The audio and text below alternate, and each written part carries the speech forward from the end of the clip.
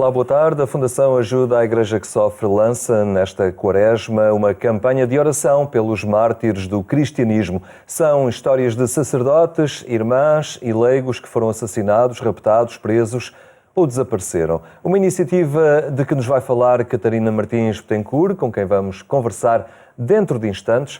Para já, ficamos com a Semana do Papa. Cari fratelli e sorelle, buongiorno.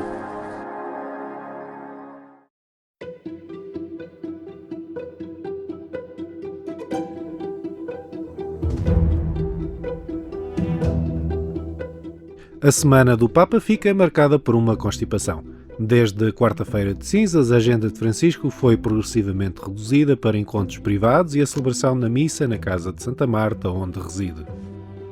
No domingo, à janela do apartamento pontifício, o próprio Papa anunciou que iria estar ausente no tradicional retiro de Quaresma. Purtroppo il raffreddore mi costringe a non partecipare quest'anno. Seguirò da qui le meditazioni. Mi unisco spiritualmente alla curia e a tutte le persone che stanno vivendo momenti di preghiera facendo gli esercizi spirituali a casa.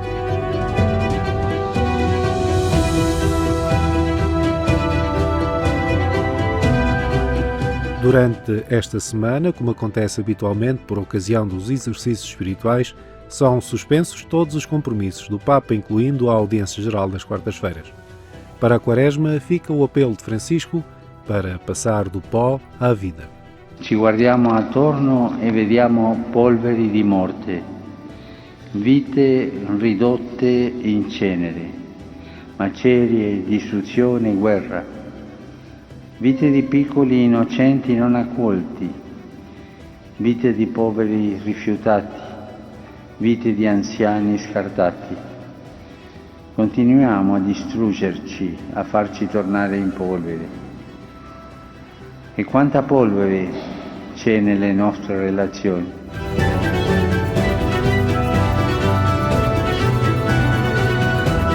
Olhando para o futuro, o Papa convida católicos de todo o mundo a celebrar uma semana Laudato Si, de 16 a 24 de maio, assinalando o 5º aniversário da encíclica ecológica e social, inspirada na figura de São Francisco de Assis. ¿Qué tipo de mundo queremos dejar a quienes nos sucedan, a los niños que están creciendo? Motivado por esta pregunta, quisiera invitarlos a participar en la Semana Laudato Si, del 16 al 24 de mayo del 2020. Es una campaña global en ocasión del 5º aniversario de la Carta Encíclica Laudato Si sobre el cuidado de la casa común.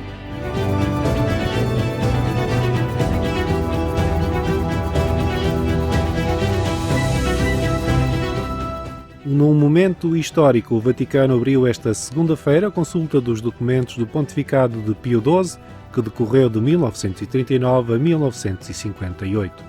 Para organizar mais de 15 milhões de páginas, foram necessários mais de 13 anos de trabalho, sendo já noticiada a grande ajuda do Papa e da Santa Sé aos prisioneiros de guerra e a dimensão da caridade de Pio XII, que auxiliou pessoalmente milhares de pessoas. E non dimenticatevi di pregare per me. Arrivederci. Há um novo relatório sobre a pobreza em Portugal. Os alertas da Cáritas destacam a crise na habitação.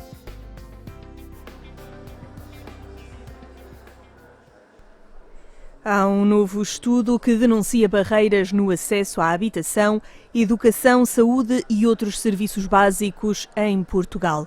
O alerta vem da Cáritas, que lamenta a persistência da pobreza e mesmo a indiferença da sociedade perante este drama que afeta milhões de pessoas. Sobretudo, o que falha é a vontade política para ir à profundidade das causas que geram estes problemas que estão identificados neste relatório e outros problemas que em relatórios anteriores também foram identificados e, em alguns aspectos, melhoraram, mas sempre uma melhoria muito pouco sustentada, o que nos preocupa bastante. Portanto, o que está aqui em causa é uma política que tenha a pessoa no seu centro. Melhores empregos e salários, mais creches e proteção social, algumas das medidas propostas pela Caritas. Durante o lançamento do estudo, a organização católica mostrou-se preocupada com o aumento das rendas e do preço da venda das casas, situação que ultrapassa já as áreas urbanas em Lisboa e no Porto. Tem a ver muito com a especulação imobiliária, com a pressão do turismo em Portugal e, portanto, em termos das pontuações, nós neste relatório demos algumas pontuações às várias áreas. A habitação em Portugal é a que está com a menor pontuação. Isto porque, pelo aumento dos preços, os níveis salariais em Portugal não combinam com este aumento dos preços e nós temos vindo a receber, através das cartas diocesanas e através dos nossos parceiros sociais, cada vez mais reportes de situações de pessoas com dificuldades no acesso à habitação. E isto não é exclusivo de Lisboa e Porto, já é uma questão geral a todo o país. Portanto, nós já vemos casos destes em Beja, em Leiria, em Braga, Évora, etc.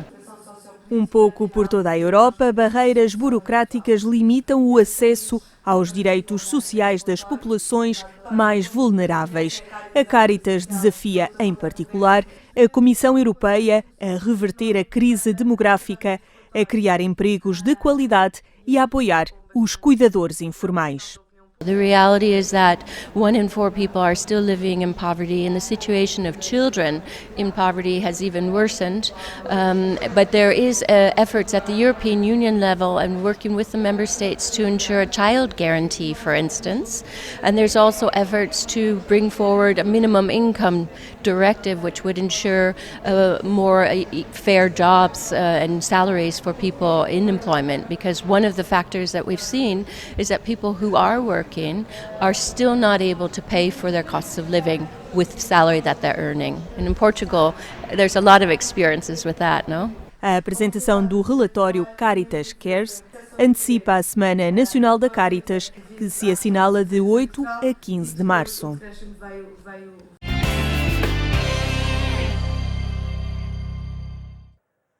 Já sabe que é em agência.eclesia.pt que pode aceder aos temas da atualidade na Igreja Católica. Mártires e Heróis por Amor dá nome à campanha de oração pelos mártires do cristianismo que a Fundação Ajuda à Igreja que Sofre promove nesta Quaresma. Está connosco a responsável pelo Secretariado Nacional da Fundação Ajuda à Igreja que Sofre, Catarina Martins. Boa tarde, obrigado por estar entre nós. É uma realidade dura e penosa esta da perseguição aos cristãos que se agudiza em diversas partes do mundo e que a Ajuda à Igreja que Sofre quer lembrar nesta Quaresma. Exatamente, boa tarde.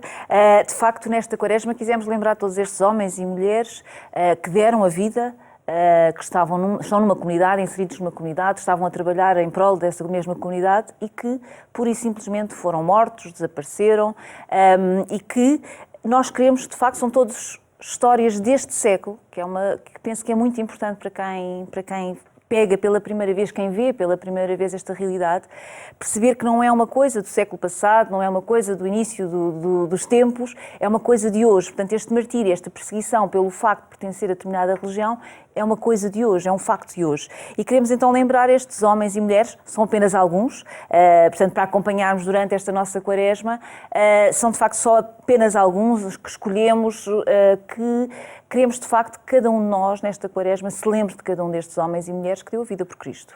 E a forma de recordar esta realidade é um pequeno calendário que foi elaborado para esse efeito. Exatamente, é um pequeno calendário para nos acompanhar toda a Quaresma, portanto são 44 histórias de vida de homens, mulheres que deram de facto a vida por Cristo e nesta caminhada que nós vamos fazendo ao longo da Quaresma é cada dia relembrar uma destas pessoas, um determinado país, todos eles pertencem a um determinado país, vivem uma determinada realidade, viviam uma determinada realidade e, portanto, pedimos a todos aqueles que tenham todos os dias, que se lembrem não só desta pessoa que morreu, por ser cristã, mas também depois dar a conhecer a realidade daquele país, daquela zona, o que é que está a ser feito, o que é que nós, enquanto instituição, também estamos a fazer neste país para ajudar a comunidade e depois temos todos os dias também uma oração por todas estas pessoas que deram a vida. A Fundação Ajuda à Igreja que Sofre recolheu vários testemunhos e vários vídeos de regiões do mundo que nos dão conta realmente destas situações de perseguição e sugeria agora assistirmos a um pequeno vídeo que nos relata realmente as situações de perseguição que afetam muitos cristãos.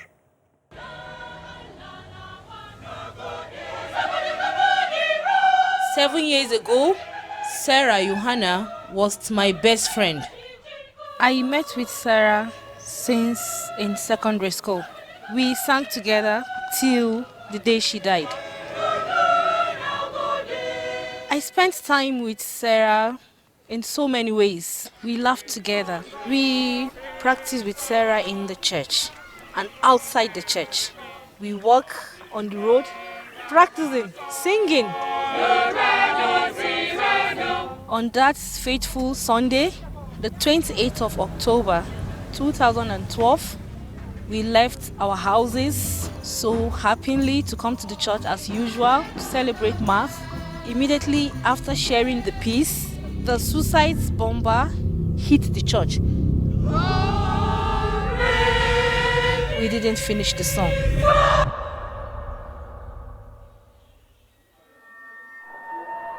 Some people crying, people shouting. All I could see on my body was blood. And I lost one of my eye. And because of that day, I have scars that will remain in my body forever. There's nothing to be ashamed of because whenever I see myself, when I look at my face in the mirror, I say, God, you know all. Sarah died in my presence.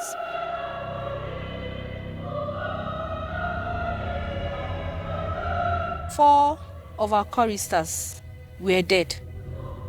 We lost them. They didn't die in vain. When I remember that you died for me, my heart leaps for joy, for there's no like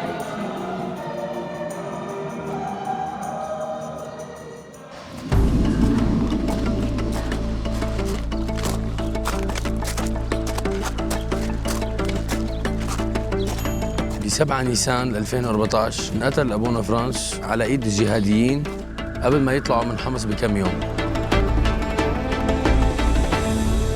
كان هو الراعي الحقيقي اللي ما تخلى عن رعيته.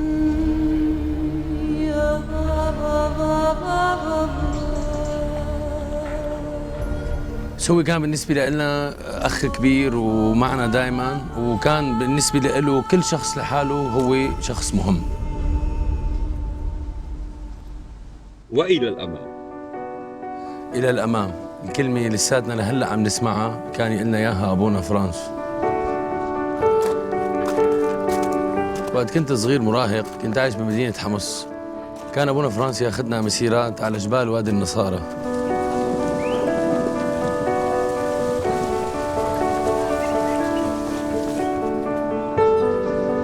علمني أبونا فرانس افرح بإيماني،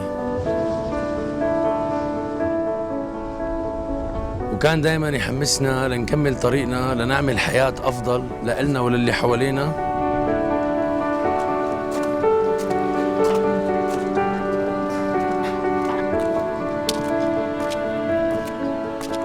بدون ما نخسر إيماننا. حتى جيرانه الإسلام اللي ضلوا حد الدير ما تركهم، كان يقدم لهم أي شيء بيقدر عليه من أكل ومأوى.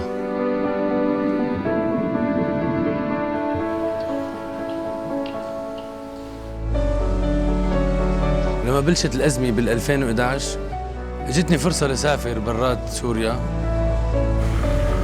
وكنت رح سافر، بس أبونا فرانس ألهمني وضليت وصرت متطوع بخدمة إخواتي السوريين. هل بيكون أكثر هذا الشيء أو عادي؟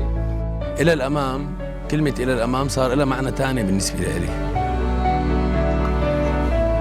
رجاء أبقوا مع المسيحيين بسوريا، وساعدونا ليبقى الأمل والإيمان عايشين عند الناس اللي خسرت كل شيء، عشان يعرفوا إنه الله ما رح يتخلى عنهم مثل ما عمل أبونا فرانس.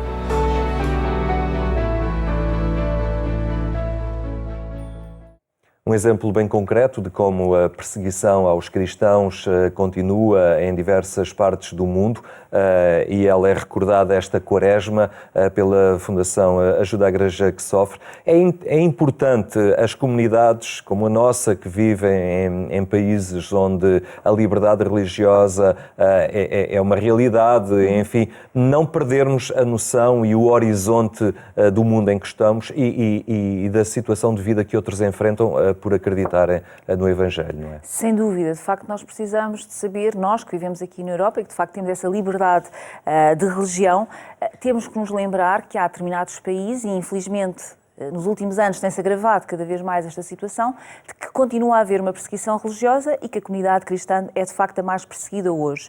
Os números que nós temos de 2019 apontam para mais de 300 milhões de cristãos perseguidos no mundo.